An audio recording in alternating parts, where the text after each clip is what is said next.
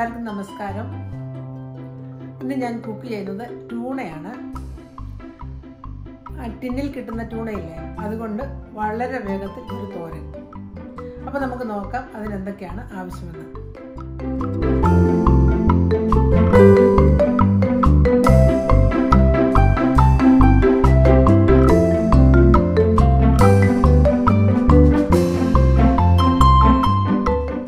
ഒരു tin tuna drain ചെയ്യുക. അതിൻ്റെ ഉളുമ്പുമണം പോകാനായിട്ട് അല്പം നാരങ്ങാവെള്ളത്തിൽ മുക്കി ഇതുപോലെ വയ്ക്കുക. 10 മിനിറ്റ് കഴിയുമ്പോൾ നാരങ്ങാവെള്ളത്തിൽ നിന്ന് പിഴിഞ്ഞെടുത്ത് മസാലയും തേങ്ങയും ചേർക്കുക. ഇനി വെള്ളത്തിൽ കുതിർത്ത് വെച്ചിരിക്കുന്ന പുളിയും കൂടി ചേർത്ത് നന്നായി തിരുമുക.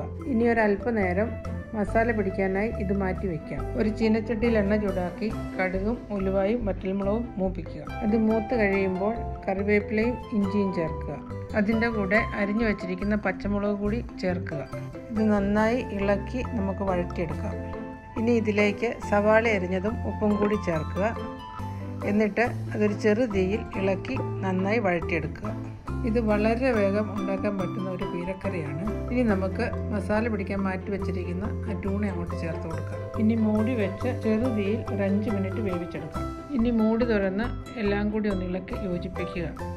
അതിനുശേഷം അല്പം ചതച്ച വറ്റൽമുളക് കൂടി ചേർത്ത് നമുക്ക് തീ ഓഫ് ചെയ്യാം. അങ്ങനെ നമ്മുടെ രുചികരമായ ട്യൂണ പീര ഇവിടെ റെഡിയായിട്ടുണ്ട്.